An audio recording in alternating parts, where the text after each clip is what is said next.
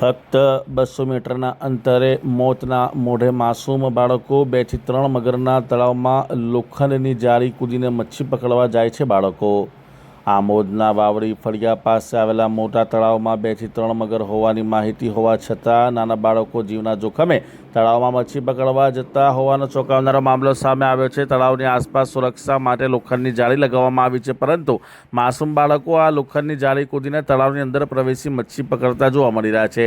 સવાલ એ છે કે આ બાળકોને શું ખબર કે તળાવમાં છુપાયેલા મગર ક્યારે તેમના પર હુમલો કરી શકે. મગરથી માત્ર થોડા અંતરે બાળકો મચ્છી પકડે અને રમે તે અત્યંત ગંભીર અને જોખમી બાબત છે. અહીં એક ક્ષણની બેદરકારી પણ કોઈ માસૂમ બાળક માટે જીવલેણ સાબિત થઈ શકે છે. તાજેતરમાં મધ્યપ્રદેશમાં મગર બાળકને ખેંચી જવાની બનેલી દુર્ઘટનાએ સૌને હચમચાવી દીધા છે. ત્યારે સવાલ એ છે કે શું આમોદમાં પણ કોઈ મોટી દુર્ઘટના સર્જાય અને કોઈ માસૂમ બાળકનો જીવ જાય ત્યાર પછી જ તંત્ર જાગશે?